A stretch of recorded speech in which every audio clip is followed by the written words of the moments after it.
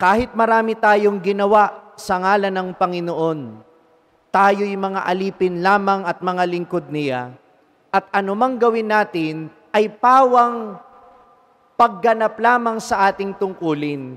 Kumbaga, given na sa atin yon.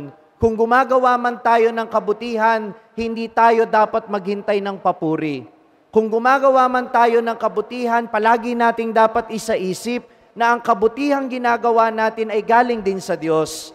Nagiging daluyan lamang tayo, nagiging paraanan lamang tayo ng kabutihang iyan.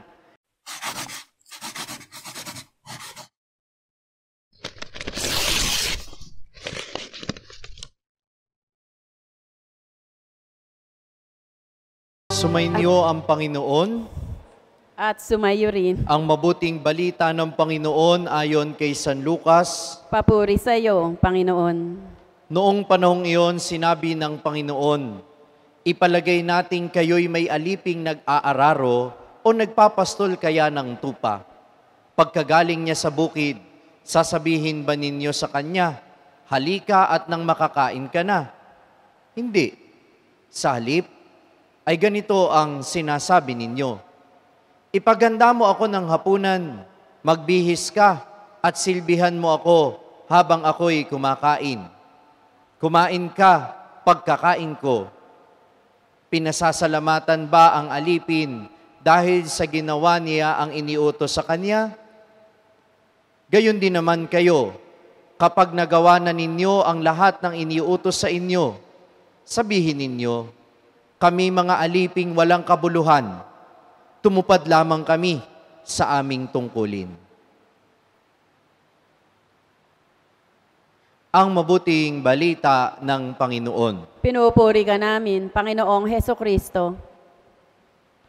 Magandang hapon po sa inyong lahat. Magandang araw sa lahat ng mga kasama natin at kaisa natin sa panalangin sa pamamagitan ng live streaming. Si Papa San Leon ay hindi mabangis kagaya ng kanyang pangalan. Siya ang kauna-unahang tinawag na dakila or the great sa kasaysayan ng simbahan bilang santo at bilang pinuno ng simbahan dahil sa mga katangi-tanging nagawa niya.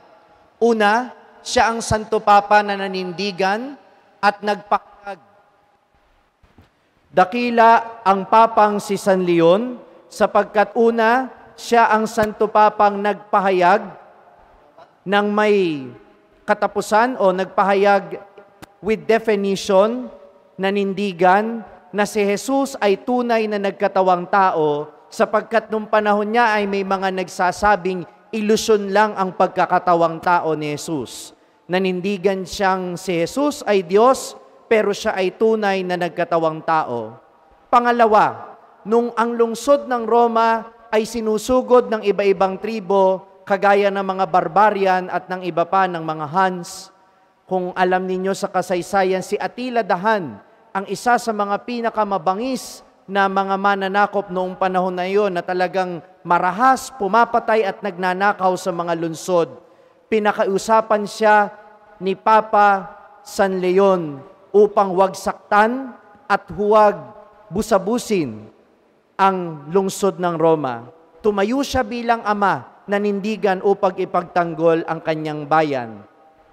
At bukod dito, talagang katangi-tangi ang kanyang nagawa para doon sa mga kinuha bilang alipin sa may Africa, sapagkat kahit ang mga kababayan niyang Romano noong panahon na iyon ay dinukot at ginawang alipin sa ibang lugar, nagpadala siya ng mga pari doon sa lugar na iyon, nagpadala siya ng tulong pinansyal at material para doon sa mga inaalipin sa ibang bansa at sa ibang lugar. Dakila siya sapagkat marami siyang nagawa. Pero, ang pamantayan ng pagiging dakila ay hindi lamang nasusukat sa dami ng iyong ginawa. Kagaya ng sinabi sa atin sa mabuting balita ngayon, kahit marami tayong ginawa sa ngalan ng Panginoon, tayo'y mga alipin lamang at mga lingkod niya, at anumang gawin natin ay pawang pagganap lamang sa ating tungkulin. Kumbaga, given na sa atin yon.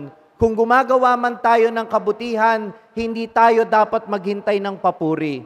Kung gumagawa man tayo ng kabutihan, palagi nating dapat isaisip na ang kabutihang ginagawa natin ay galing din sa Diyos. Nagiging daluyan lamang tayo, nagiging paraanan lamang tayo ng kabutihang iyan. Namimigay ka ng kayamanan, namimigay ka ng mga relief. Yung perang yan, yung kinita mo, yung lakas na ginamit mo para kumita ka ng ganyan, huwag mong sabihin sa'yo galing yan. Galing din sa Diyos yan. Kaya wala talagang makapagmamalaki. At sana maalis sa atin yung attitude that we keep on demanding other people to recognize the good that we have done. Si Papa Leon, binansagan siyang dakila, hindi nung siya'y nabubuhay pa, kundi nung siya'y patay na at ginawang santo. Let other people recognize the goodness that we do, and let us not demand other people to praise us for the goodness that we do. Kuminsan yan ang mentalidad na ibinibigay sa atin ng Facebook at ng mga social media. Tumulong ka sa nangangailangan, pinipicturan mo pa, ipinopost mo. Bakit? Para papurihan? Yung iba sabi, para tularan po ng iba. Hindi Ang Diyos ang nakakaalam ng nasa puso mo. Pinost mo ba yan para talaga maka-inspire ka ng ibang tao? O pinost mo yan para maramdaman mo sa sarili mo kung gaano ka kadakila? Si San Pablo sa unang pagbasa, pinapaalala sa atin na ang mabuting asal na ipinapakita natin sa ating kapwa ay sumasalamin lamang sa mabuting balita at sa salita ng Diyos na ipinapahayag natin bilang Kristiyano. Because in the good things that we do, we proclaim the good news of the Lord. In our good deeds, we do not seek for praise from other people. In our good deeds, may the name of the Lord be praised. Nawa sa ating paggawa ng mabuti, huwag nating hangarin na tayo ang dakilain, kundi ang ngalan ng Diyos ang siyang papurihan. Amen. Kung na-bless ka ng pagninilay natin sa araw na ito, huwag mong kalimutang mag-subscribe sa page na ito at i-click ang bell button para manatiling updated sa tuwing nag-upload tayo ng mga pagninilay dito. At syempre, hindi pwedeng ikaw lang ang nabe-bless. Kung gusto mo ring ma-bless ang iyong mga kaibigan at mahal sa buhay, i-share ang link ng video na ito sa kanila. Ako po si Father Franz Dizon, ang content creator ng Sa Madaling Sabi na matatagpuan ninyo sa iba-ibang social media platforms. Pari ng Diocese ng Malolos at ngayon ay matatagpuan na rin po ninyo ang aking mga pagninilay sa #1 Catholic app in the world, ang Hallow. 400,000 po na Pilipino na ang nakasubscribe sa Hallow. Ano pang hinihintay ninyo? I-download na po ninyo ng libre ang Hallow app sa inyo pong Google Play Store o kaya naman ay Apple App Store. Magkita-kita po tayo hanggang sa aking susunod na pagninilay dito sa ating page, ang Sa Madaling Sabi.